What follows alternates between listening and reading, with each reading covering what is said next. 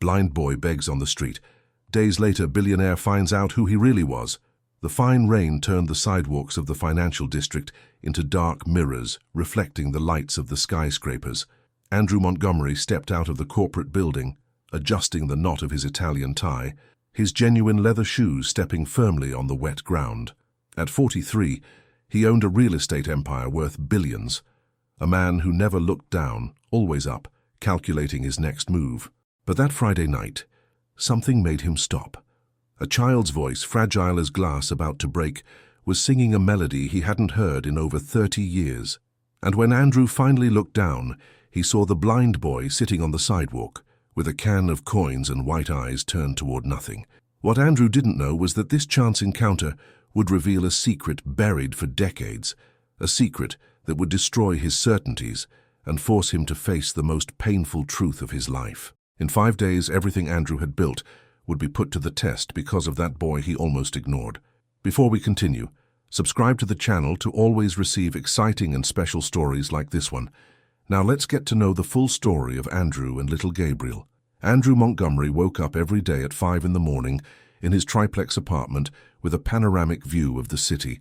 The alarm never needed to ring. His biological clock was programmed for success.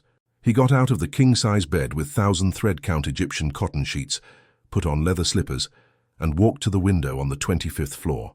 From up there, the city looked like a chessboard where he was always 10 moves ahead.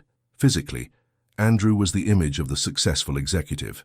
Tall, 6'2", broad shoulders maintained by daily workouts with a personal trainer, black hair beginning to grey at the temples, which only added an air of distinction. Dark, penetrating eyes that made people look away in meetings. A square jaw always clean-shaven. He wore exclusively custom-tailored suits, Swiss watches that cost more than economy cars, and a white gold wedding band that had long ago lost any real meaning. His routine was military. 5:30, private gym in his own building.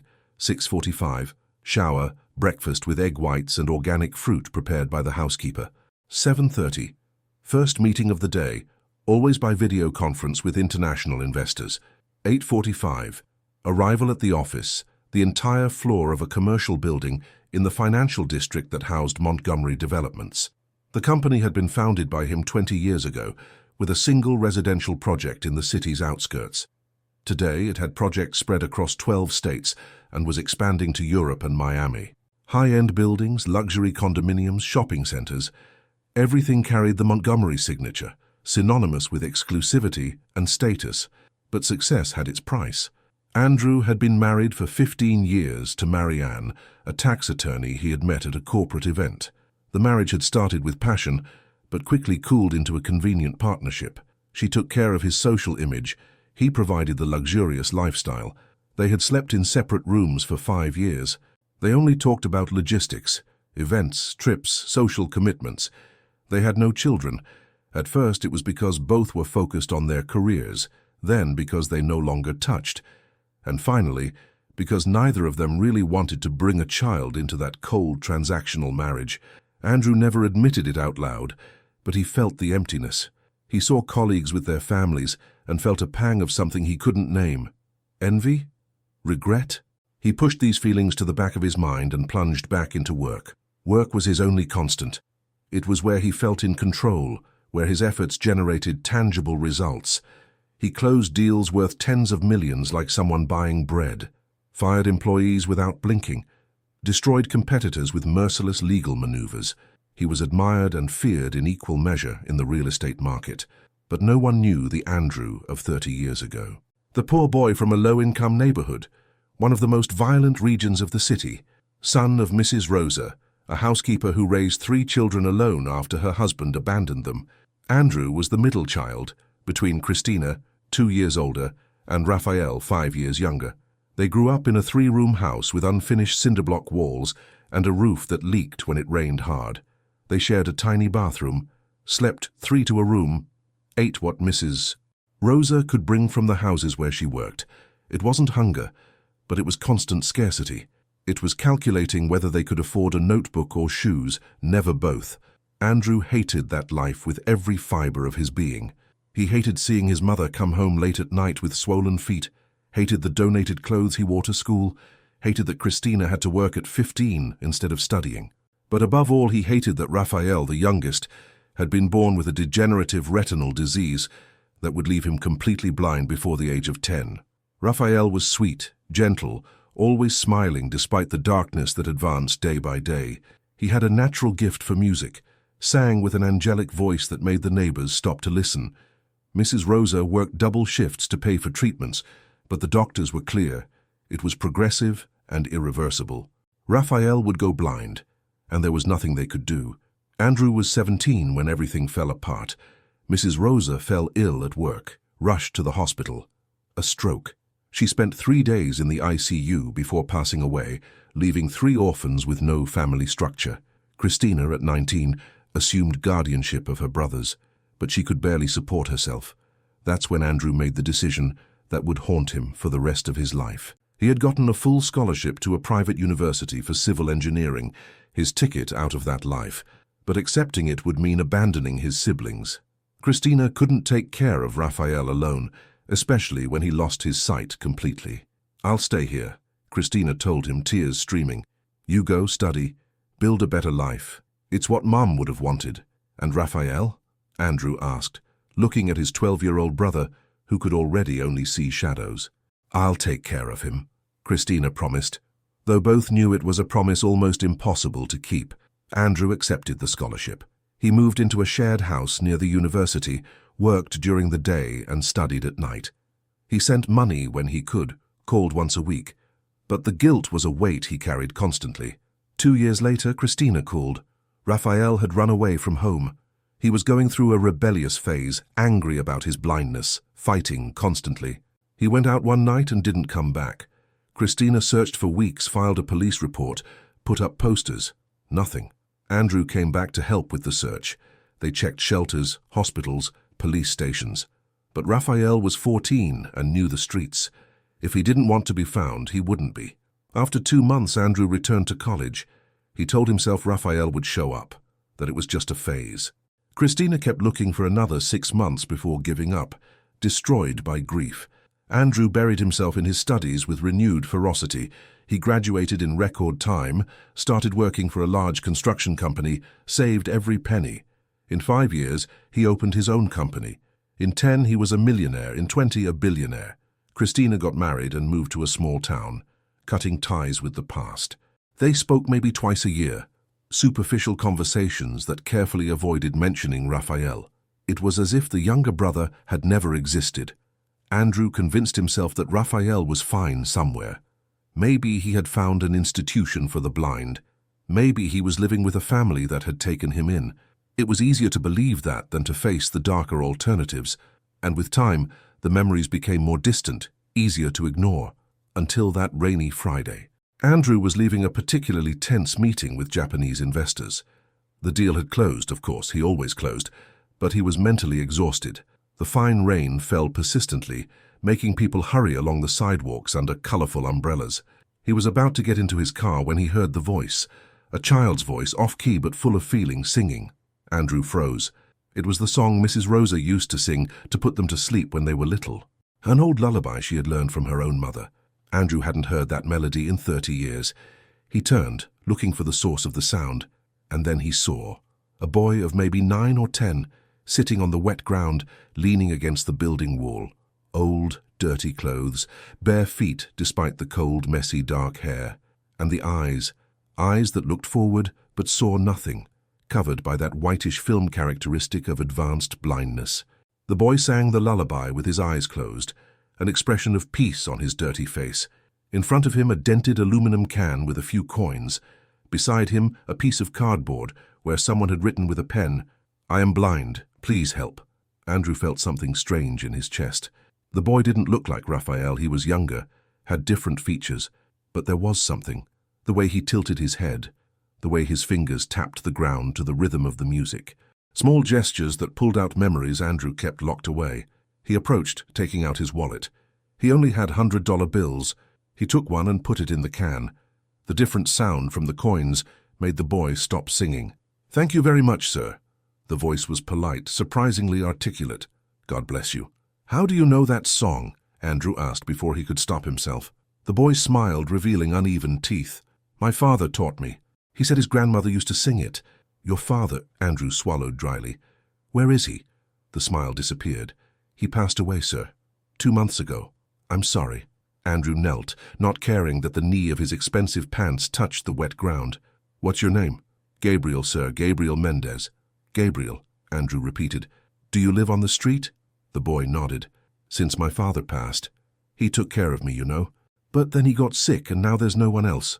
You have no family, no one. I had an aunt, but she said she can't take care of a blind boy. It's too much work.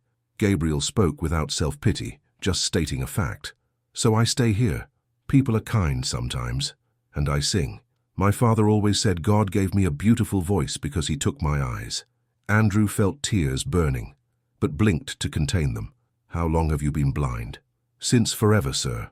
I was born this way. My father said it was a problem during birth, lack of oxygen or something. Where do you sleep? There's a shelter nearby. Gabriel pointed vaguely in the wrong direction. But it's dangerous. The bigger boys take my food, so sometimes I stay right here. This building has an awning so I don't get wet when it rains. Andrew looked around at the wealthy neighborhood, the people hurrying past, no one looking at the blind boy. He felt shame and anger in equal measure. Gabriel, I'm going to come back, Andrew said impulsively. Tomorrow I'll bring food and clothes. Will you be here? The boy looked confused. Why would you do that? Because, Andrew hesitated, because it's the right thing to do. Truthfully, he didn't know why. He just knew he couldn't leave that boy there. That night, Andrew couldn't sleep. He lay staring at the ceiling of the luxurious bedroom, thinking of Gabriel sleeping on a sidewalk, thinking of Raphael, missing for so many years, thinking of the broken promise to be a better brother. At 4 in the morning, he got up and went to his home office. He opened a locked drawer where he kept old documents. At the bottom, he found what he was looking for, a faded photo from when they were children. Him, Christina, and Raphael, hugging, smiling despite their simple clothes. Raphael could still see back then, though he already wore thick glasses. Andrew held the photo with trembling hands. Raphael would be 38 now. Was it possible that Gabriel would... No. It was statistically unlikely. Thousands of blind children lived on the streets. And Raphael had run away at 14. He hadn't had time to have a son. But the song. That specific song. How did Gabriel know it? On Saturday morning, Andrew cancelled the golf game with important clients. Marianne frowned but didn't comment. He filled bags with food from the nearest grocery store, bought children's clothes, a thick blanket, new sneakers. He returned to the building where he had found Gabriel. The boy was in the same spot, singing a different song now. His voice echoed off the empty weekend sidewalk. Gabriel, Andrew called. The boy turned his head toward the voice, a smile forming. Sir, you came back. I promised I would. Andrew handed over the bags. I brought some things for you. Gabriel felt the bags with anxious hands, sensing the contents. Is this food? Real food? And clothes? Everything for you. The boy hugged the bags to his chest and began to cry. Andrew felt his heart break. He sat down next to Gabriel, not caring about the expensive suit. They spent hours talking. Gabriel told him about his father, a man named Raphael Mendez, who played guitar on the streets to support his son. He told how his father was always kind, always protected him, always did his best to make Gabriel feel loved despite the difficulties. Andrew listened with growing tension. Raphael. The name was common, it could be a coincidence, but he had to be sure. Gabriel, did your father ever mention where he was from? Family, the boy thought. He didn't like to talk about the past, but once he told me he had a brother who became an engineer and forgot about him. Andrew felt the world stop. No, it wasn't possible. This brother, did he have a name? Andrew, Gabriel said simply. My father told me he almost gave me that name, but he didn't want to because it hurt too much to remember. But before we continue and discover the outcome of this emotional story, leave your like here in the video, subscribe to the channel if you aren't already, and activate the bell so you don't miss any new stories. Do you believe financial success is worth it if you lose your family in the process? Also tell me which city you are watching this video from. I'll mark your comment with a special heart. Now let's get back to our story. Andrew couldn't breathe. His hands trembled uncontrollably. Gabriel was his nephew, the son of the brother he had abandoned, the brother he never properly searched for, whom he left behind in pursuit of success. Are you okay, sir? Gabriel asked, concerned, tilting his blind head toward Andrew. Andrew tried to speak, but his voice failed. It took several seconds to regain his composure. "Gabriel, I need to tell you something important." And then he told him who he was, that he had a brother named Raphael who ran away from home as a teenager, that he never stopped feeling guilty for abandoning him. The words came out tumbling, laden with decades of remorse. Gabriel listened in silence, his childish face processing devastating information. "So you are my uncle?" The voice was tiny, disbelieving. "Yes." Andrew was crying openly now, not caring who passed by. "Yes, I am your uncle, and I am so sorry for not being there. But you're here now."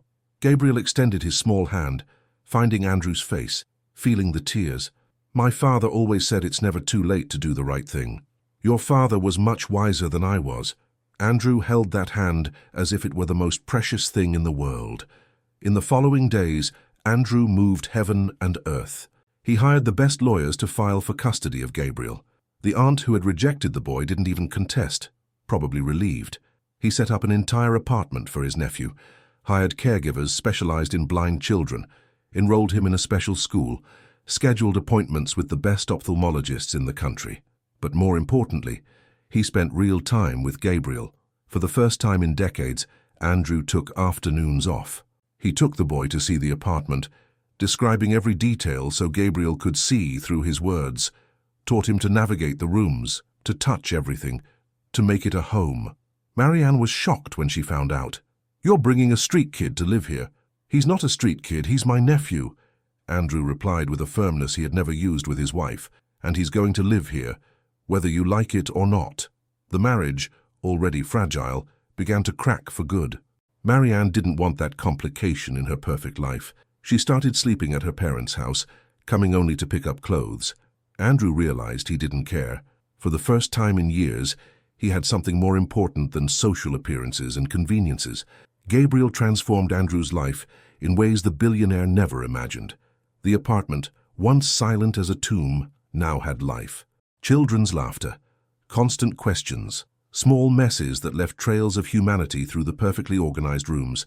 Andrew discovered that caring for Gabriel was simultaneously the hardest and most rewarding thing he had ever done. The boy had frequent nightmares about his father, woke up crying in the middle of the night. Andrew would run to the room, hug his nephew until the sobs stopped, sing the lullaby that Mrs. Rosa used to sing, closing a circle that had begun decades ago. It was through Gabriel that Andrew began to piece together what had happened to Raphael. The boy told stories of his father in fragments, memories that Andrew absorbed with mixed pain and gratitude. Raphael had run away from home at 14, angry not at the blindness itself, but at the feeling of being a burden. He lived on the streets for years, surviving by playing music in parks and at traffic lights. It was in one of these parks that he met Gabriel's mother, a young woman also living on the streets. They came together out of necessity that turned into genuine affection, but she died during Gabriel's birth, leaving Raphael alone with a baby who was born with the same vision problems that had tormented the father.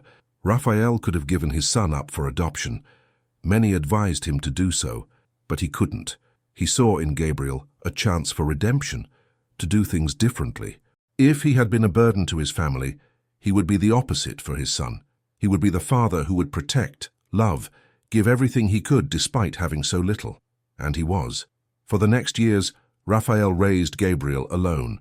He worked playing music, did small jobs when he could, accepted help from institutions when necessary. It was never easy. There were days without food, nights sleeping rough, periods in overcrowded and dangerous shelters. But Raphael never let Gabriel feel he was a burden, always treated him with unconditional love, taught him to sing, to perceive the world through other senses, to find joy in small things, never complained about his son's blindness because he knew that pain intimately. It was only in the last months, when untreated pneumonia turned into something more serious, that Raphael began to weaken. He had no money for private doctors, and the public system was overwhelmed. When he finally got medical attention, it was too late. The infection had spread. Raphael spent his last days worried only about Gabriel. He made friends from the street, promised to look after the boy, but street promises are fragile. He told Gabriel to be strong, to keep singing, that one day someone would look at him and see his true worth. He never mentioned Andrew or Christina. The resentment was too deep, the feeling of permanent abandonment too profound. But he taught Gabriel the lullaby that Mrs. Rosa sang, keeping alive the only good memory of his destroyed childhood. Hearing all this was like taking repeated dagger blows to the chest. Andrew cried every night, locked in the bathroom so Gabriel wouldn't hear. He cried for everything Raphael had suffered, for growing up feeling like a burden, for living and dying on the streets, for raising a son alone in impossible conditions, for never experiencing the comfort, security, love he deserved. And he cried for his own guilt, because while Raphael went hungry, he dined in expensive restaurants. While Raphael slept in the cold, he adjusted the air conditioning in his luxurious apartment. While Raphael died of a treatable disease, he had annual checkups in first-world private clinics. The distance between their lives was an abyss created by choices, and Andrew had chosen his comfort over his brother. Christina, when she found out, reacted with similar devastation. She flew immediately to the city, and the meeting between her and Gabriel was emotional and painful. She saw so much of Raphael in the boy, the gestures, the smile, the fundamental sweetness, that she could barely stand it. "I failed him," Christina sobbed in Andrew's arms. "It was my responsibility to take care of him, and I failed." "We failed," Andrew corrected. "Me too. I ran away. I chose my life over his." They spent days processing, talking, remembering.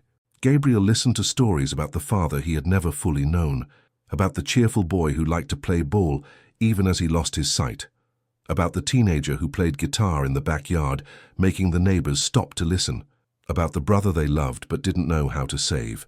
And Gabriel, with the strange wisdom of children who mature too early, said something that marked them both forever. "My father told me that forgiveness frees the one who forgives more than the one who is forgiven. I think he had already forgiven you.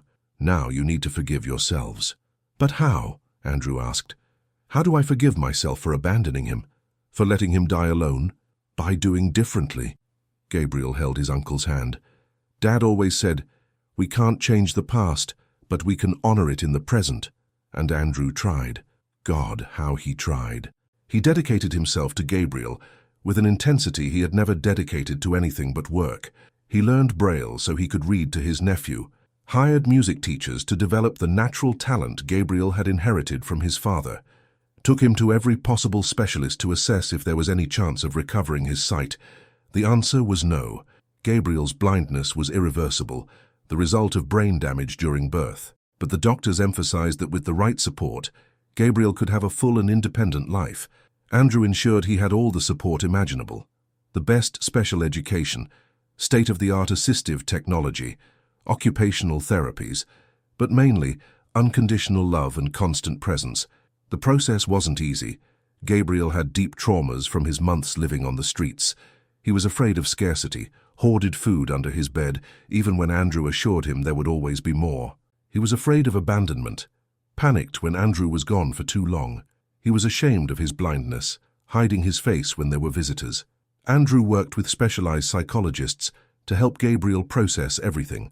But the greatest healing came from time and consistency, from Andrew always being there, from never failing in his promises, from showing day after day that Gabriel was loved not in spite of his blindness, but simply because he was Gabriel. Months passed. The divorce process with Marianne was finalized. She kept the apartment. He bought a smaller but more welcoming house in a quiet neighborhood, a house with a backyard where Gabriel could explore safely, with a large room full of Braille books and musical instruments. Christina visited frequently, and the three began to build something they had never truly had, a functional family. Sunday dinners where they laughed and cried together. Holidays spent not in luxury resorts, but in the simplicity of each other's company. Andrew also changed professionally. He remained at the helm of his company, but delegated more, worked fewer hours, prioritized differently. He used his wealth and influence to create a foundation in Rafael Mendez's name, focused on supporting blind people in vulnerable situations. The foundation offered temporary housing, job training, access to assistive technology, and most importantly, dignity. Andrew personally visited the beneficiaries, listened to their stories, saw Raphael in each one of them. It was his way of trying to make up for what he hadn't done for his brother. Gabriel flourished in this environment of love and support. He entered a specialized school where he made friends for the first time in his life. He discovered a passion for math, his mind creating abstract visualizations that didn't depend on sight. And he kept singing, his voice developing with lessons from renowned teachers. 1 year after finding Gabriel, Andrew organized a special concert. He rented a small but elegant hall, invited 100 people, friends, family, foundation beneficiaries, people who had known Raphael on the streets. At the center of the stage, Gabriel would sing for the first time for a real audience. The boy was nervous, his hands trembling as Andrew led him to the microphone. "Uncle, what if I forget the words? What if no one likes it?" "Impossible." Andrew knelt beside him. "You have your father's voice, Gabriel, and he had the gift of touching hearts. You inherited that from him. Do you think he would be proud of me?" "I know he would." Andrew hugged his nephew. "And I'm so proud of you, my heart barely fits in my chest." The lights went down. A spotlight illuminated Gabriel, so small on that stage. He took a deep breath and began to sing. It was the lullaby, the song Mrs. Rosa sang. That Raphael taught Gabriel. That connected 3 generations of pain, love, and survival. Gabriel's voice filled the space, pure and emotional. It wasn't technically perfect, but it was loaded with something more important: truth. Every note carried his story, his father's, of all who had suffered and persisted. There wasn't a dry eye in the audience. Andrew cried openly, next to Christina, who held his hand tightly. He saw Gabriel there, alive, safe, loved, and thought of Raphael, who would never have that opportunity. But he also thought that perhaps, somehow, Raphael was there. In every note Gabriel sang, in every smile on the boy's face, in every moment of joy his nephew experienced, Raphael would live on through Gabriel, and Andrew would ensure that his brother's son had everything Raphael deserved but never had. When the song ended, the audience erupted in applause. Gabriel smiled, that wide smile that lit up his entire face, and took an awkward bow. Andrew ran onto the stage and hugged him, whispering in the boy's ear, "Your father would be so proud of you." "Do you think he forgave me?" Gabriel asked quietly. "For staying alive when he isn't?" Andrew felt his heart shatter and rebuild at the same time. "My love, he doesn't need to forgive you because you did nothing wrong. He would be happy that you are alive, happy, surrounded by love. That's all any father wants for his son." "And you, Uncle, have you forgiven yourself?" Andrew thought. He thought of all the nights of therapy, all the tears shed, all the visits to the foundation where he tried to do differently. He thought of Gabriel sleeping safely every night, of his laughter during breakfast, of his progress in school. "I'm trying," Andrew answered honestly. "Every day I try to be the person my brother deserved to have by his side, and taking care of you is the most important way to do that." In the following years, Gabriel continued to grow. He became an articulate and confident teenager who advocated for the rights of people with disabilities, who gave talks in schools about inclusion, who used his story to inspire others. He joined a church choir, then a music group that gave benefit performances. His voice, already beautiful in childhood, matured into something truly special. Teachers said he had professional potential if he wanted to pursue a music career. Andrew supported everything, but he made sure Gabriel understood that he would be loved and supported regardless of what he chose to do. There was no pressure, no impossible expectations, just unconditional love. Christina also rebuilt her life. The reunion with the family, even through tragedy, freed her from decades of guilt. She moved back to the city, bought a house near Andrew's, became a constant presence in Gabriel's life. She was the aunt who baked cakes for birthdays, who helped with homework, who was there for every important milestone. Together, the 3 created traditions. Sunday was family lunch day always, no matter what else was happening in their lives. Christmas was spent together, decorating the house in a way Gabriel could feel every ornament. Birthdays were celebrated with intensity, marking not just another year of life, but another year of family reunited. And every year, on the anniversary of Raphael's death, the 3 visited the place where he was buried, a simple grave in a public cemetery that Andrew had made dignified. They brought flowers, sat there for hours, told stories about Raphael, ensured he was never forgotten. Gabriel always sang the lullaby over his father's grave. And Andrew always cried, but they were no longer tears of just pain.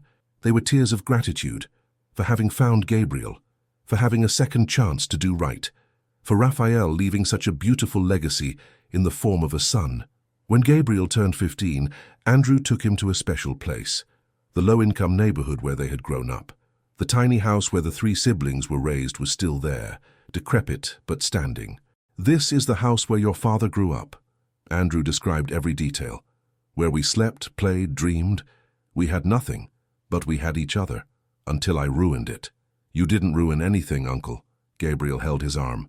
"You were young, scared, trying to survive, and you came back. It might have taken time, but you came back. Too late for your father, but not for me." Gabriel turned to him, his blind eyes somehow seeming to see straight into Andrew's soul. "You saved me, gave me a life, gave me a family. Dad used to tell me that people do the best they can with what they know at the time. You're doing better now. That's what matters. How did you get so wise, little one?" Andrew hugged his nephew. "I learned from the best, from my father, who taught me that love is action, not words, and from you, who shows me every day that it's never too late to change." In that moment, Andrew finally felt something he had sought for years: peace. Not complete forgiveness, because some mistakes are too big for that, but acceptance. Acceptance that he was flawed, that he had failed Raphael terribly, but that he was doing his best to honor his brother's memory through Gabriel. The foundation grew over the years, helping hundreds of blind people find housing, employment, dignity. Andrew donated a significant portion of his fortune to the cause, making it clear in his will that the bulk of the remainder would go to Gabriel and to continuing the foundation's work. His company continued to prosper, but Andrew was no longer the ruthless businessman from before. He became known for fair practices, for valuing employees, for investing in socially impactful projects beyond profit. Some competitors thought he had gone soft. Andrew didn't care. He knew it was the opposite. He had finally hardened where it mattered, developed a moral backbone he hadn't possessed before. When Gabriel was 18 and preparing to enter university, he decided to do something special. He organized a public concert in a downtown plaza. It wouldn't be in a closed room for select guests. It would be on the street, open to everyone, especially for people in vulnerable situations. Andrew rented professional sound equipment, but kept the format simple. Gabriel in the center, with a guitar that had belonged to his father. Andrew had tracked it down and bought it from the man who owned it after Raphael's death. Hundreds of people gathered, homeless people, workers heading home, families, children. And Gabriel sang. He sang the lullaby that connected generations. He sang songs about pain and hope. He sang with the voice he had inherited from his father and the confidence he had gained through his uncle's love.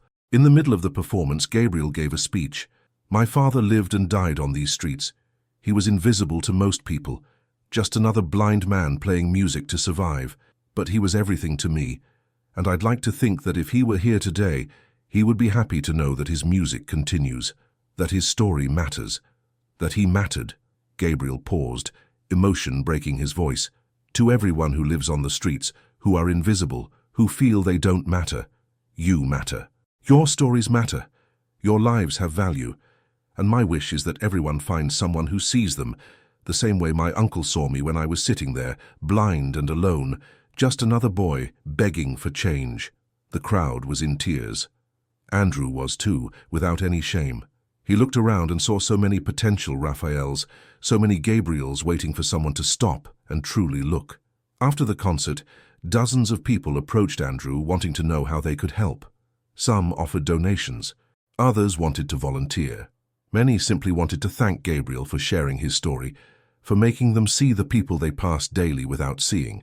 That's how a larger movement was born. The concert went viral on social media. Newspapers covered the story, and Andrew used the attention to amplify the message about homeless people, especially those with disabilities. He pressured the government for better policies, mobilized other business people to contribute, created employment programs in his own company specifically for people in vulnerable situations. It wasn't perfect, it didn't solve everything, but it was something. It was doing differently. Gabriel eventually decided to study psychology in university, focusing on trauma and vulnerable populations. He wanted to understand and help people who had gone through experiences similar to his own. Andrew paid for the best tutors, the best assistive technology, ensured Gabriel had all the tools to succeed. But he also let Gabriel fail sometimes, didn't overprotect him, because he had learned that love isn't creating a perfect bubble. It's providing support while the person navigates an imperfect world. And Gabriel navigated. He had difficulties, of course, prejudices from teachers who doubted a blind student could succeed, classmates who treated him with condescension, moments of frustration when physical limitations created real barriers. But he always came home to where Andrew was waiting, ready to listen, to support, to remind Gabriel of his strength. And gradually, Gabriel not only survived university but thrived.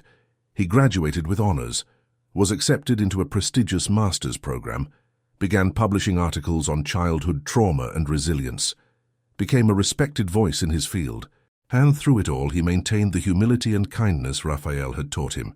He never forgot where he came from.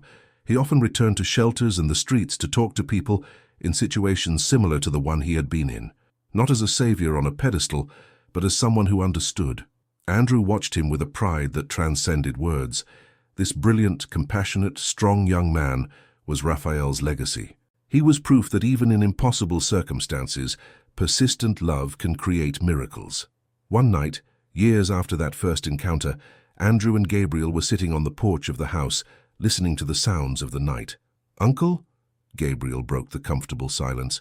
"Can I ask you something?" "Always. Do you still feel guilty about my father?" Andrew thought carefully. "Every day.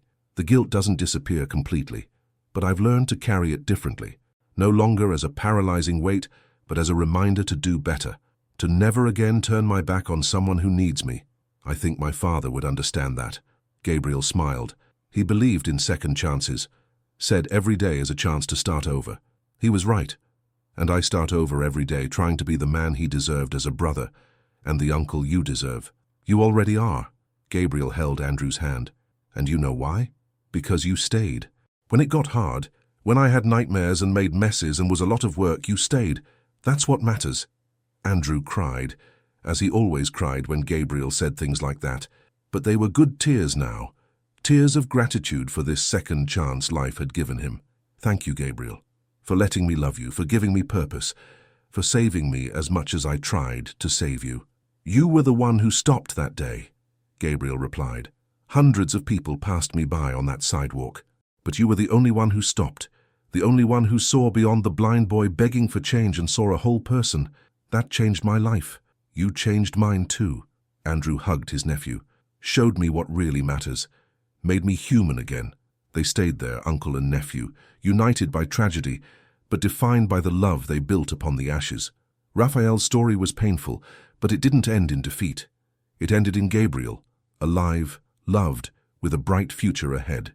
And as Andrew looked at the stars, he thought of Raphael and whispered a silent promise. I'll take care of him, bro. I'll give him everything you deserve to have. I'll love him enough for both of us, and I'll make sure your legacy is one of love, not pain.